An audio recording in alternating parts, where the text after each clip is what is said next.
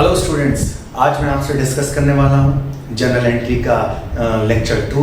यानी कि मैंने पिछली बार आपको जर्नल एंट्री के बारे में सिखाया था। जर्नल एंट्री क्या होती है, आखिर हमें जर्नल एंट्री क्यों बनानी होती है, क्लास 11th के लिए क्यों सबसे इम्पॉर्टेंट है। और फिर मैंने ये भी कहा जर्नल एंट्री एक ऐसा चैप्टर है जिसे सीखने के बाद हमें ज़्यादातर चैप्टर लगभग 50% तो हमारे वैसे ही आसान हो जाएंगे। अगर आपको आज का लेक्चर समझना है, इसके लिए आपको लास्ट लेक्चर जरूर देखना चाहिए। मैंने लास्ट लेक्चर में क्लियर बताया था कि जर्नल एंट्री क्यों बनाई जाती है, क्या रीज़न है, क्या नहीं है। और इसके बाद आज के लेक्चर में मैं डिस्कस करने वाला हूँ जर्नल एंट्री कैसे बनती है, कौन कौन सी तरीके की टाइप की जर्नल एंट्रियाँ हैं। मैं कुछ बेसिक जर्नल एंट्रियाँ जो रेगुलर आपकी होंगी, आपके क्वेश्चन नंबर 1, 2, 3 आपकी बुक्स के, उनमें यही वाली जर्नल एंट्रियाँ हैं। आज का लेक्चर करने के बाद आपको वो नॉर्मली वो जर्नल एंट्री बनाना आ जाएगा। चलिए, अब मैंने पहले से यहाँ पे जर्नल एंट्री लिखी हुई है। जैसे पहली जर्नल एंट्री है बिजनेस स्टार्टेड विद कैश। पहली एंट्री मतलब हमें ये रिकॉर्ड करना है बिजनेस शुरू हुआ, पैसों से क्या एंट्री बनेगी। फिर बिल्डिंग खरीदी हमने, क्या एंट्री बनेगी। हम हमारे बिजनेस ने लैंड परचेज किया है, लैंड परचेज ₹10 लाख, क्या एंट्री बनेगी। फर्नीचर परचेज क्या एंट्री बनेगी, मशीन परचेज क्या एंट्री बनेगी, लैंड सोल्ड क्या एंट्री बनेगी, कैश रिसीव फ्रॉम ऑन।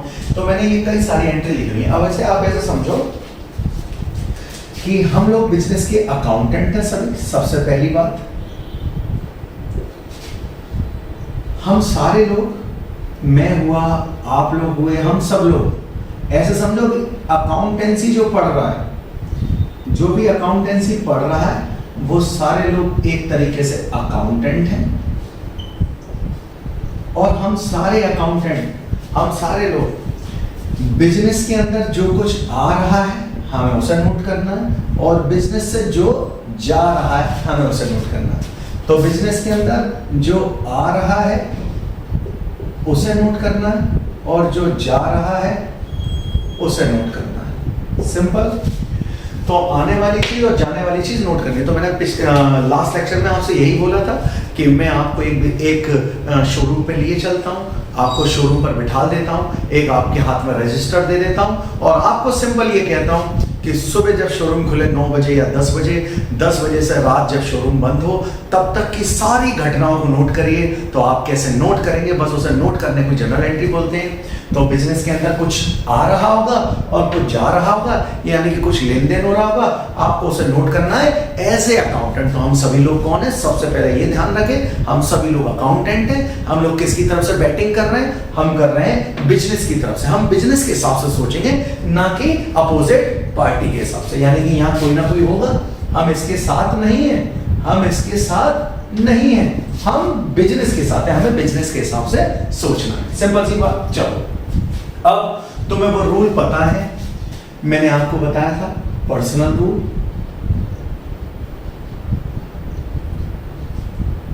फिर मैंने आपको बताया रियल रूल, फिर मैंने आपको बताया नॉमिनल रूल। ये सब मैंने पहले ही डिस्कस कर लिया था।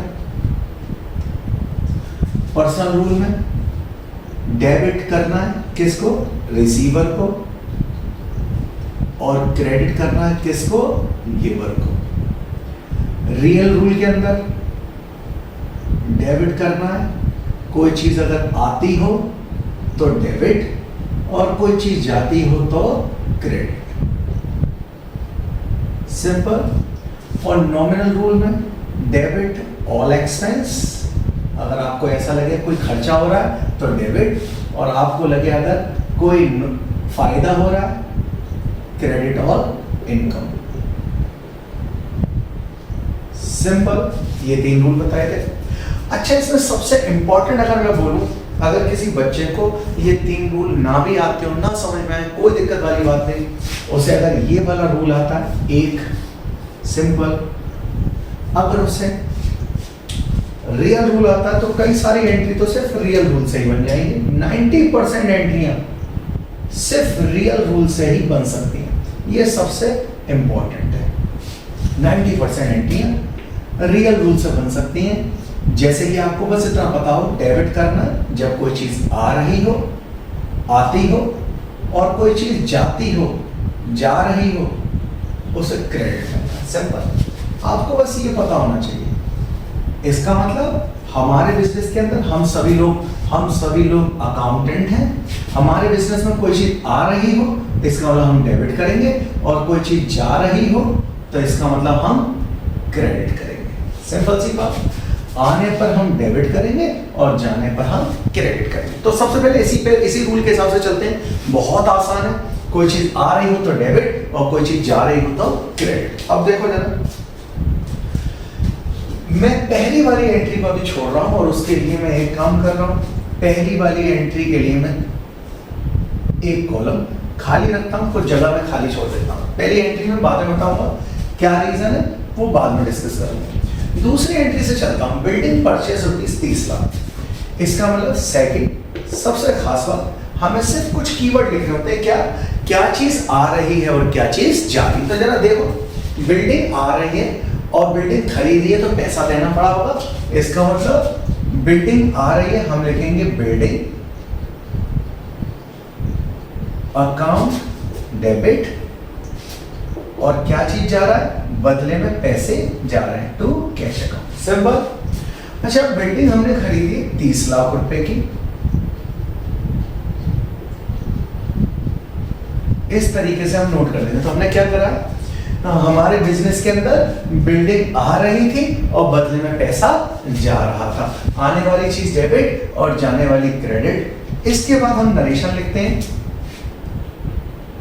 नरेशन का क्या मतलब होता है? सबसे पहले तो नरेशन को आप ऐसे समझो, नरेशन का मतलब है कि हम आखिर क्या एंट्री बना रहे हैं उसके बारे में एक शॉर्ट नोट लिख रहे हैं, एक डिस्क्रिप्शन लिख रहे हैं, एक समरी लिख रहे हैं कि आखिर हम कर क्या रहे हैं। तो हम ऐसे लिख देते हैं, बस सबसे पहले बीन लगा देते हैं और उसके बाद यहाँ पर जो स्टेटमेंट लिखा होगा बस इस स्टेटमेंट को कॉपी कर दो। बीन बिल्डिंग परचेज, और इस तरीके से एक लाइन कर देते हैं कि एक एंट्री कंप्लीट हो गई। अब सबसे खास बात, हमने यहाँ ये लिखा है बिल्डिंग खरीदी गई है, पहले लगाते थे बीन और उसके बाद स्टेटमेंट को कॉपी कर देते हैं जो क्वेश्चन में स्टेटमेंट होता है। ठीक, अब आगे चलते हैं। थर्ड पॉइंट लिखा हुआ है लैंड परचेज, तो मैं यहाँ लिखूंगा थर्ड एंट्री, मतलब तीसरा ट्रांजैक्शन है, तीसरी घटना है। लैंड खरीदा जा रहा है, तो बताओ हमारे पास क्या आ रहा है, लैंड, और क्या जा रहा है हमारे पास से। जब हमारा बिजनेस जमीन खरीदेगा तो बदले में पैसे देगा, तो इसका मतलब लैंड आ रहा है, लैंड अकाउंट डेबिट, और क्या जा रहा है to cash account. Simple.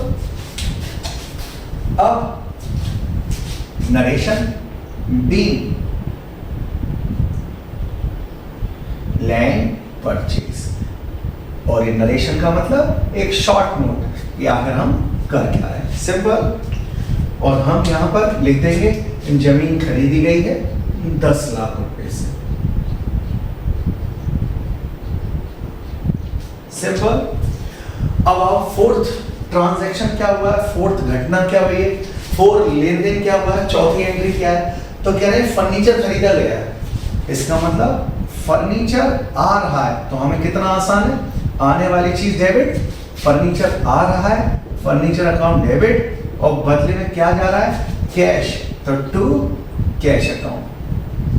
Simple. अच्छा, फर्नीचर आ रहा है 5 लाख रुपए का, हम लिख देंगे 5 लाख रुपए का फर्नीचर आ रहा है, बदले में 5 लाख रुपए जा रहे हैं। और यहाँ ब्रैकेट में नरेशन कि अगर हमने किया तो हम करेंगे बीइंग फर्नीचर परचेज।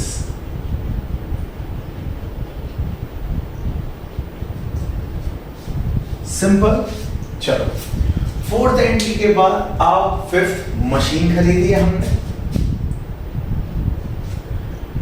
मशीन खरीदी है तो क्या चीज आ रही है भाई, मैंने लिख रखा हम सब लोग कौन है, अकाउंटेंट। हमारे बिजनेस में क्या आ रहा है, मशीन, तो मशीन अकाउंट डेबिट, और बदले में क्या जा रहा है, मशीन खरीदी होगी तो कैश, पैसे जा रहे होंगे, फ्री में नहीं खरीद के लाए होंगे, तो machine account debit to cash. और एक शॉर्ट नोट, हमने मशीन खरीदी है, बीइंग मशीन परचेज।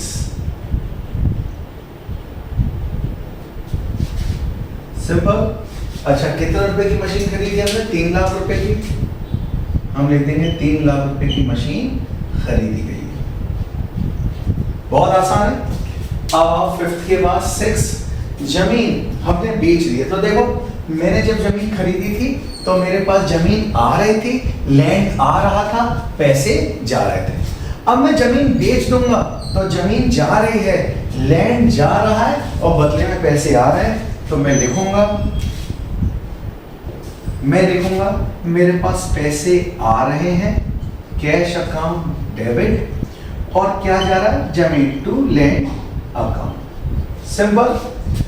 तो लैंड सोल्ड मतलब जमीन जा रही है मेरे बिजनेस से और बदले में पैसा आ रहा है। 10 लाख रुपए आ रहे हैं,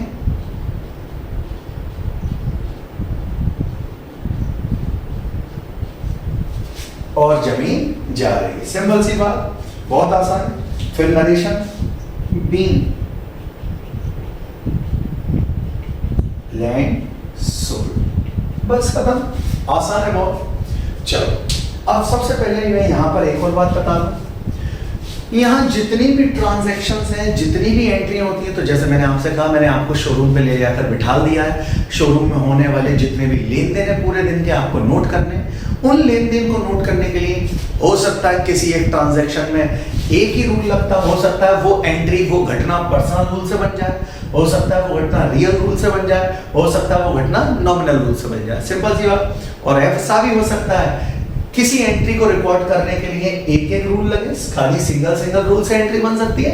ये ऐसा भी हो सकता है किसी एक एंट्री को रिकॉर्ड करने के लिए पर्सनल रियल दोनों लग रहे हो, किसी एक एंट्री को नोट करने के लिए रियल नॉमिनल दोनों लग रहे हो, किसी एक एंट्री को नोट करने के लिए पर्सनल और नॉमिनल लग रहे हो। सिंपल सी बात, कोई दिक्कत कोई परेशानी। चलो तो कुल मिला के सिंगल रूल से कोई एंट्री बन सकती है, और कोई ऐसी भी घटना हो सकती है, कोई ऐसी भी एंट्री हो सकती है, कोई ऐसा भी ट्रांजैक्शन हो सकता है जिसमें दो रूल का कॉम्बिनेशन लग रहा हो। सिंपल सी बात। चलो अब आगे चलते हैं। इसके बाद और 90% जनरल एंट्री आपकी कंप्लीट हो जाएगी सिर्फ एक ही रूल से, जिसका नाम है रियल रूल। आपको सिर्फ एक रियल रूल पता है, ये इसे मैं एक मदर मेथड मानता हूं। ये अगर आपको रूल पता है तो इससे ज्यादातर एंट्री क्लियर हो जाएगी। सिंपल सी बात। अब आगे चलते हैं। हमने कहां तक कंप्लीट कर लिया है? हमने ये हो गया थर्ड, फोर्थ, फिफ्थ, सिक्स्थ। अब आ रहे हैं हम सेवेंथ पर। Cash receive from Mohan. तो क्या लिखा है? कैश रिसीव हुआ है मोहन से 7 लाख रुपए। सिंपल। तो वैसे ऐसे समझो, कैश रिसीव हुआ है मोहन से, मैं यहां बना देता हूं, या एक काम करते हैं,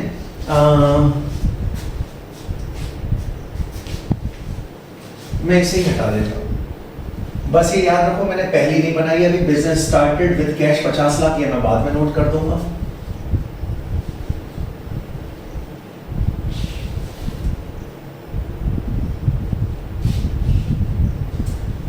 अब इसके बाद सातवीं एंट्री मैं लिखूंगा 7 नंबर का ट्रांजैक्शन कर रहा हूं। 6 यहां तक हो गई, 7 यहां पर। मैं यहां फॉर्मेट नहीं बना रहा हूं, नॉर्मल बना रहा हूं, आप समझ जाइए। फॉर्मेट के अंदर ही लिख रहा हूं, ऐसे समझिए। मैं यहां लिख रहा हूं पैसे आ रहे हैं, कैश रिसीव हो रहा है फ्रॉम मोहन 7 लाख। तो मैं मेरे पास आ क्या रहा है? कैश। कैश आ रहा है, कैश अकाउंट डेबिट। अच्छा, कितने रुपए आ रहे हैं? 7 लाख रुपए आ रहे हैं। तो आपको एक रूल भी पता तो भी आपकी सारी एंट्री हो जाएगी। देखो बिजनेस के अंदर क्या आ रहा है? पैसे। हमने लिखा पैसे आ रहे हैं, कैश अकाउंट डेबिट, और आने वाली चीज डेबिट में लिखते हैं। अब हमारे पास कुछ जाने को तो नहीं, क्योंकि ये वाली जो एंट्री है, पैसे आ रहे हैं मोहन से, ये खाली एक रूल से नहीं बन सकती, यानी कि खाली रियल रूल से नहीं बन सकती। ये रियल का रूल है आना जाना, इससे नहीं बन सकती। रियल के रूल से और पर्सनल के रूल से बनेगी। सिंपल सी बात। क्योंकि यहाँ पर आपको कौन दिखाई दे रहा है? मोहन। और मोहन एक इंसान है, और इंसानों पे कौन सा रूल लगता है? Personal rule. सिंपल सी बात। अब जरा सोच के देखो, बिना रूल लगाए भी आप एंट्री कर सकते हो। बाकी बात में अभी रूल से समझा दूंगा। आप लिख रहे हैं पैसे आ रहे हैं 7 लाख, और आप बताओगे ना, अगर कोई आपसे पूछे, आप सोचिए आपको कोई 7 लाख रुपए दे गया है, तो आपने बताया, अपने फादर को बताया कि पिताजी 7 लाख रुपए कोई दे गया है। तो पापा आपसे पूछेंगे ना 7 लाख रुपए कौन दे के गया है? तो आप बताओगे पैसे आ गए, किससे आ गए? मोहन से, to Mohan's account. Simple. 7 lakh. अभी मैं इसे रूल से भी समझा दूंगा, पर पहले आप सिंपल समझिए, किसी रियल रूल से।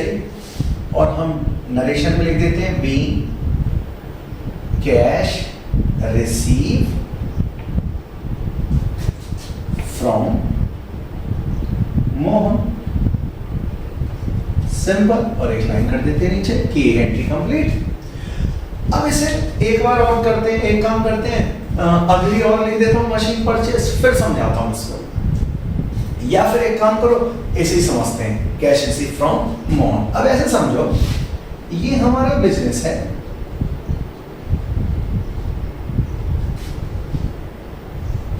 हमारे बिजनेस के अंदर हम सब लोग अकाउंटेंट हैं, जैसे कि मैंने वहां भी लिखा हुआ है, देखो हमारे बिजनेस के अंदर हम सब लोग अकाउंटेंट हैं।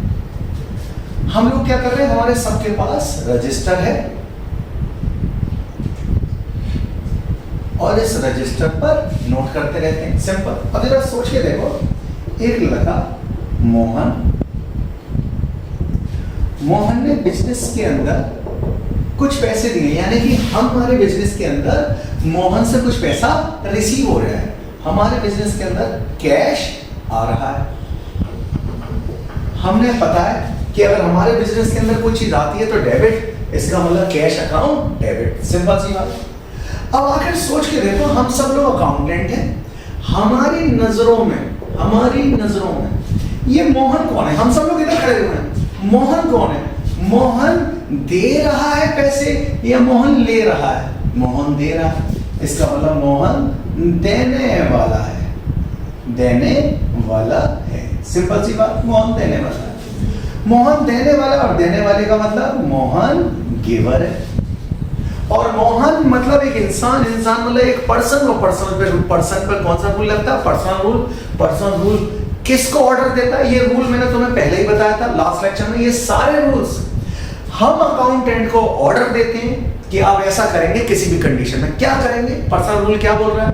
पर्सनल रूल बोल रहा है आप डेबिट करोगे अगर आपकी नजरों में सामने वाला रिसीवर हो, और आप क्रेडिट करोगे अगर सामने वाला गिवर हो। इसका मतलब सामने वाला अगर हमारी नजरों में, हम सब अकाउंटेंट्स की नजर में, सामने वाला अगर लेने वाला है तो डेबिट, और सामने वाला अगर देने वाला है तो क्रेडिट। इसका मतलब ये मोहन देने वाला है, गिवर है ये मोहन, तो गिवर का मतलब क्रेडिट होगा। तो देखो बिल्कुल सही बना। तो बिना रूल के भी आप बना सकते थे, आप बिल्कुल ऐसे कर सकते थे, बिजनेस के अंदर क्या आ रहा है, पैसा किससे आ रहा है उसका नाम लिख दोगे। क्योंकि मैंने आपको लास्ट लेक्चर में क्या सिखाया था, अगर कोई चीज डेबिट में लिख गई है तो जगह कौन सी बची? क्रेडिट में खाली बची है। अगर मैं क्रेडिट में कोई चीज लिख दूं तो जगह कौन सी खाली बची है? डेबिट में। ये मैंने लास्ट लेक्चर में डिस्कस किया था। तो मैंने डेबिट में क्या लिखा? कैश, तो जगह कहां खाली बची है? क्रेडिट साइड में, क्योंकि हमें दो जगह लिखना होता है, डेबिट और क्रेडिट। डेबिट में अगर मैंने कैश लिख दिया है तो अपोजिट में फिर मोहन ही आएगा, और अगर मैं मोहन को डेबिट में लिख देता तो अपोजिट में कैश आता। सिंपल सी बात। तो मैंने क्या बनाया? पैसा आ रहा है किससे? मोहन से। मैंने एंट्री बना दी। रीजन मैंने आपको ये बता दिया, मोहन एक पर्सन है, पर्सन पे रूल लगता है पर्सनल का। मोहन गिवर है, गिवर मतलब देने वाला है, इसका मतलब देने वाले को क्या करना है? वो रूल हम सभी अकाउंटेंट्स को वो रूल कह रहा है, अगर गिवर हो तो क्या करना है? क्रेडिट। चलो अब आगे चलते हैं, मैं ये हटा देता हूं। इसके बाद नेक्स्ट एंट्री पर आते हैं। नेक्स्ट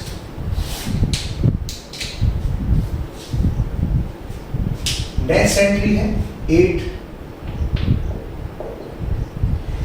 लिखा है मशीन खरीदी गई। बिल्कुल आसान, ये तो रियल रूल से ही बनेगा। मशीन खरीदी गई है, कहने का मतलब कोई चीज आ रही है, बिल्कुल मशीन आ रही है, तो मशीन अकाउंट डेबिट, बदले में जा क्या रहा है? पैसा जा रहा है, तो कैश अकाउंट। कितने रुपए? मशीन आ रही है 4 लाख रुपए की, और बदले में 4 लाख रुपए जा रहे हैं। हम लिखेंगे बीइंग मशीन परचेज।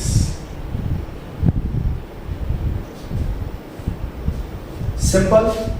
तो हम ज्यादातर एंट्री किससे बना पा रहे हैं? सिर्फ एक ही रूल से, डेबिट आने पर कर दो और क्रेडिट जाने पर कर दो। हमारे बिजनेस में कुछ आए डेबिट कर दो, हमारे बिजनेस से कुछ जाए तो क्रेडिट कर दो। हमारे बिजनेस के अंदर देखो, मशीन आ रही थी, परचेस करी है यानी कि खरीदी है तो आ रही होगी, और बदले में 4 लाख रुपए जा रहे हैं। मशीन आई डेबिट, पैसे गए क्रेडिट, सिंपल। चलो इसके बाद ये मैंने एंट्री बना ली है। इसके बाद चलते हैं हम कैश रिसीव फ्रॉम मुकेश। मैं लिखूंगा कैश रिसीव हुआ मुकेश से, इसका मतलब पैसे आ रहे हैं बिजनेस के अंदर। इसका मतलब मुकेश सामने खड़ा हुआ है और हमारे बिजनेस को कुछ दे रहा है। तो कैश अकाउंट डेबिट, और किससे आ रहा है? मुकेश से। अब वही रूल दोबारा समझाने की जरूरत है नहीं। मुकेश एक पर्सन है, पर्सन के लिए लगता है पर्सनल रूल। पर्सनल रूल, अगर वो पर्सनल रूल हम अकाउंटेंट को ऑर्डर दे रहा है कि अगर हमारी नजरों में मुकेश रिसीवर हो तो डेबिट कर दो, और हमारी नजरों में मुकेश गिवर हो तो क्रेडिट कर दो। और आप जरा देखो, ये मेरा बिजनेस है, ये मेरा बिजनेस है, और मेरे बिजनेस के अंदर मुकेश नाम का लड़का, मेरे बिजनेस के अंदर मुकेश नाम का लड़का कुछ पैसे दे रहा है, और हम सारे अकाउंटेंट यहां खड़े हुए हैं। तो जरा सोच के देखो कि हमारे अकाउंटेंट की नजरों में ये जो मुकेश है ये देने वाला है कुछ, यानी कि अगर ये कुछ दे रहा है तो गिवर है, और अगर ये गिवर है, अगर ये गिवर है तो डेफिनेट बात है क्रेडिट होगा। सिंपल सी बात। तो क्या लिखा है हमने? To Mukesh account. चलो कितने रुपए मुकेश से आ रहे हैं? 3 लाख रुपए। मैं लिख दूंगा 3 lakh. 3 lakh.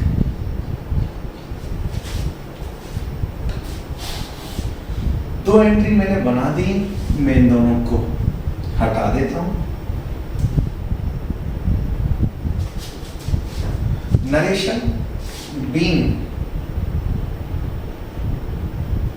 Cash receive from Mukesh. Simple. चलो 10 पे चलते हैं। 10 क्या है? Cash paid to Mohan. इसका मतलब मैंने मोहन से कुछ पैसा लिया था। देखो, cash account debit to Mohan account. मैंने पैसा लिया था मोहन से, अब मैं मोहन का पैसा वापस कर रहा हूं। इसका मतलब मेरे पास से कुछ पैसे जा रहे हैं, मेरे बिजनेस से कुछ पैसा निकल जाएगा, कैश निकल गया। अच्छा, ये पैसा आखिर किसके पास जा रहा है? सोच के देखो, हमारे बिजनेस से कुछ पैसा जा रहा है, और हमारे बॉस ने पूछा पैसे कुछ कम दिख रहे हैं, पैसे गए कहाँ? तो हम बताएंगे बॉस कुछ पैसे गए हैं। बॉस पूछेंगे कहाँ चले गए, तो हम बताएंगे किसी को दिए। तो किसको दिए? मोहन को। तो पैसा जा रहा है, अब जगह कहाँ खाली बची हुई है? डेबिट साइड में। मैं बस नाम लिख दूंगा, मोहन के पास पैसा गया है, मोहन्स अकाउंट डेबिट। सिंपल। कितने? 5 लाख रुपए। 5 लाख रुपए। सिंपल, बहुत आसान। फिर narration being cash paid to Mohan. Simple. इसका मतलब मैंने मोहन से 7 लाख रुपए लिए थे, 5 लाख वापस कर दिए, अभी 2 लाख रुपए रह गए। वो जब मुझे टाइम हो जाएगा या मेरे पास अरेंजमेंट हो जाएगा, जब वापस करूंगा। अब आगे चलते हैं। Cash paid to Mohan complete है, मैं हटा दे रहा हूं। अब आ गया। अच्छा, इसको मोहन को अगर समझना है रूल के हिसाब से तो समझ लो, मोहन हमारी नजरों में, हमारे बिजनेस से पैसा जा रहा है, सामने मोहन खड़ा है। मोहन कौन है? इंसान। इंसान मतलब पर्सन। पर्सन मतलब पर्सनल रूल। पर्सनल रूल हम लोगों को ऑर्डर देता है, हम अकाउंटेंट को ऑर्डर देता है कि हमारी नजर में अगर सामने वाला रिसीवर हो तो डेबिट करना, गिवर हो तो क्रेडिट करना। तो मोहन आखिर कर क्या रहा है बेटा? रिसीव कर रहा है। सिंपल सी बात। तो मोहन रिसीव कर रहा है, इसका मतलब रिसीवर डेबिट होगा। सिंपल। चलो अब आगे चलते हैं। 11 लिखा है cash paid to Mukesh. Cash paid to Mukesh. Simple. चलो हम मुकेश को कुछ पैसे दे रहे हैं, मैं कह रहा हूं 2 लाख रुपए हम मुकेश को दे रहे हैं। मुकेश, इसका मतलब मैंने मुकेश से पैसा लिया था, अब मैं पैसा दे रहा हूं। कैश पेड टू मुकेश का मतलब है कैश जा रहा है, टू कैश अकाउंट, पैसा गया। कितने रुपए जा रहा है? मैंने लिखा था 2 लाख रुपए गए। अब जरा आप एक बात बताओ, पैसा जा रहा है, हमसे कोई पूछे, हमारे बिजनेस में हमारा बॉस है, मैनेजर है, उसने पूछा पैसे गए कितने रुपए गए, हमने कहा 2 लाख रुपए गए। उसने पूछा किसे दिए, तो हम बताएंगे मुकेश को। तो देखो जगह खाली कहाँ बची है, मुकेश। मैं लिखूंगा मुकेश। और आपको पता ही है जब भी कोई इंसान हो, जैसे मैंने कहीं ना कहीं कभी मैं लिखता नहीं हूँ, जैसे मैंने यहाँ पर अपोस्ट्रोफी ऐसे लगाया, तो आप एक कॉमन सेंस की बात है, जहाँ भी इंसानों का नाम है, पर्सन का नाम है, आप अपोस्ट्रोफी एस लगाइए, Mukesh apostrophe S, Mukesh is account debit. 2 lakh रुपए हमने मुकेश को दे दिए। सिंपल। नरेशन आपको पता है, बीइंग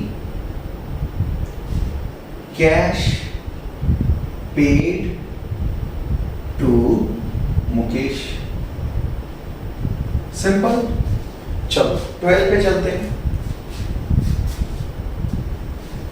12 एक काम करता हूं, यहां बना देता हूं, वहां लिखे रहने दे रहा हूं।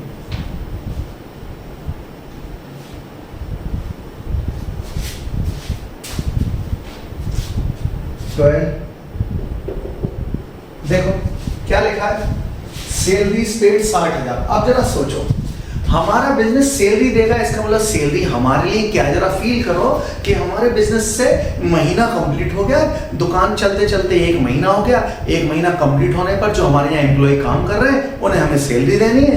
तो सैलरी पेड 60,000, मतलब हमारे बिजनेस से कुछ पैसे निकल जा रहे हैं। तो सबसे पहली बात तो हमारे बिजनेस से कुछ पैसा जा रहा है। तो देखो 90% आपने एंट्री कैसे बना ली, रियल रूल से। जा रहा है क्रेडिट, आ रहा है डेबिट। हमारे बिजनेस से कुछ पैसा जा रहा है। कितना पैसा जा रहा है, कह रहे हैं 60,000 रुपए जा रहा है। अब ये पैसा आखिर जा कहाँ रहा है, किस वजह से जा रहा है। अगर मान लो हमारा मैनेजर पूछे कि 60,000 रुपए किस बात के गए, तो हम बताएंगे मैनेजर साहब सैलरी के गए। बॉस ने पूछा 60,000 का के गए, हमने कहा महीना हो गया था, हमारे दुकान पे जो काम करने वाले लड़के हैं पूरे महीने इतनी मेहनत से काम कर रहे हैं, 3 लड़के हैं, हर एक लड़का 20,000 रुपए महीना लेता है, तीनों को हमने 60,000 रुपए पकड़ाई है सैलरी। 20,000 रुपए महीने के हिसाब से 3 लड़के काम करते हैं, 60,000 रुपए निकल गए। तो 60,000 गए। अब सोच के देखो, ये जो 60,000 गए वापस तो आने वाले नहीं। ये 60,000 क्या है, खर्चा। और मैंने आपको लास्ट लेक्चर में बताया था, अगर हमारे पास से कुछ पैसे गए या हमारे पास कुछ पैसे आए, और अगर हमें फील ऐसा होता हो कि ये पैसे जो गए ये एक एक्सपेंस है, हमें फील होता हो ये जो पैसे आए ये इनकम है, तो वो कौन से रूल से बनेगी, नॉमिनल रूल। वो नॉमिनल नेचर का ट्रांजैक्शन है। और क्या कह रहे हैं, खर्चा हो तो डेबिट करते हैं और इनकम हो तो क्रेडिट करते हैं।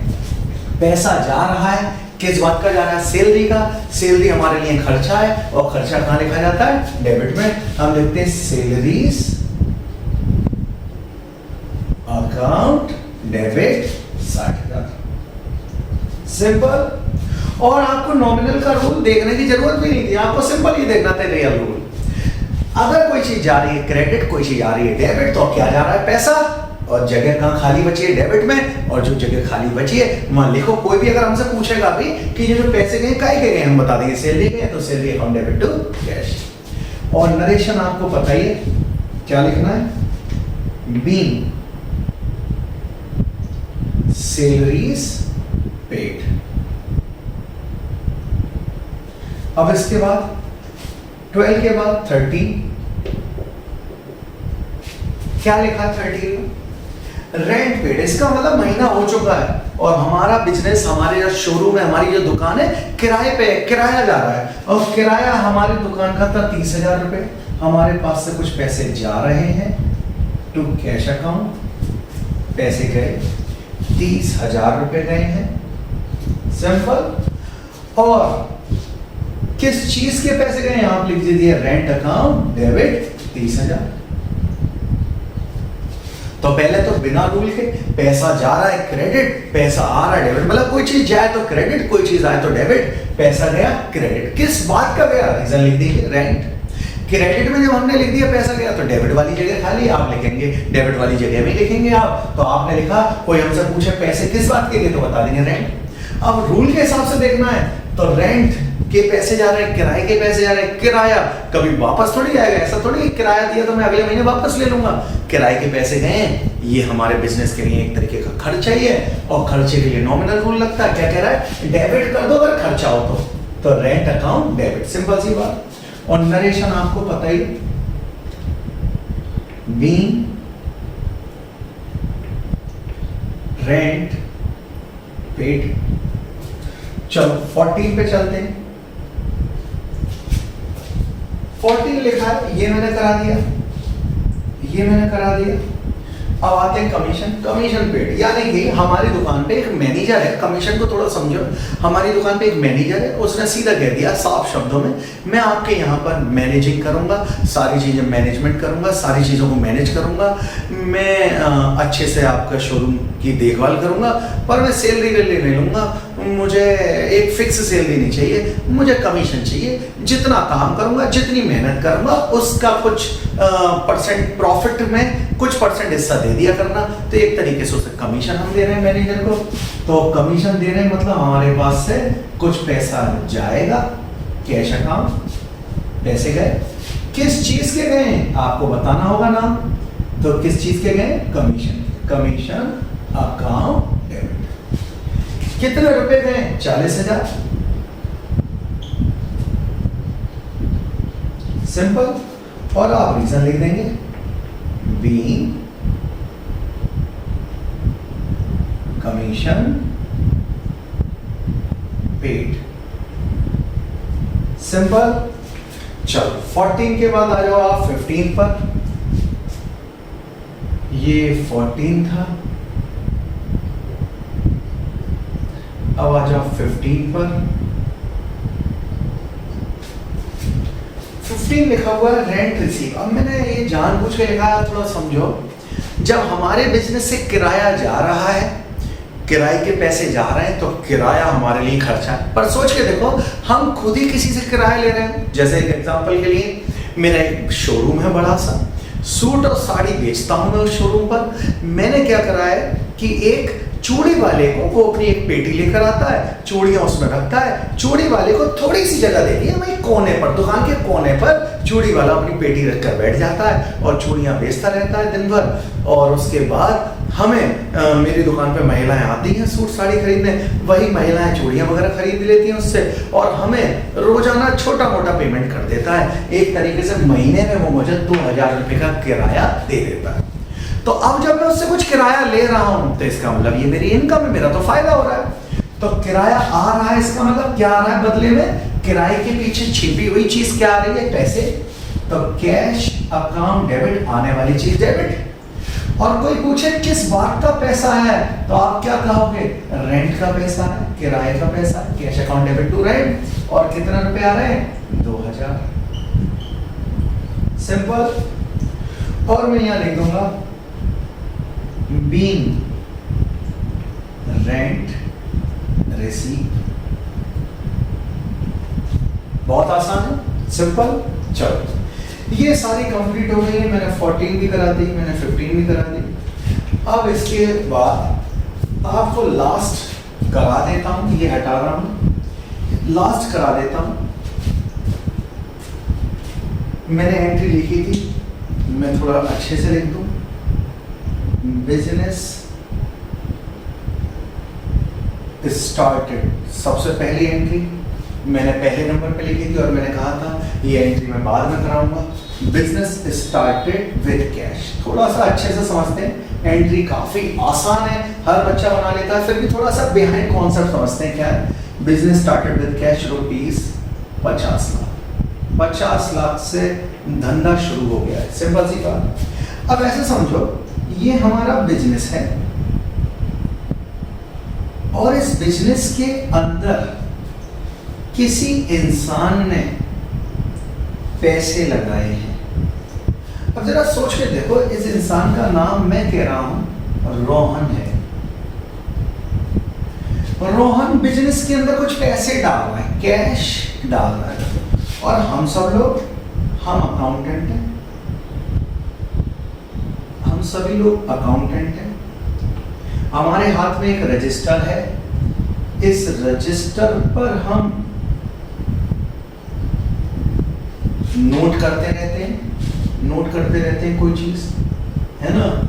पैसे आ रहे हैं, तो जरा सोच के देखो, मैं सबसे पहले क्या नोट करेंगे? इस इंसान ने, रोहन ने पैसे दिए, क्या नोट करेंगे? पैसे आ रहे हैं, cash account debit. Simple. 50 lakh रुपया आ रहा है, सिंपल।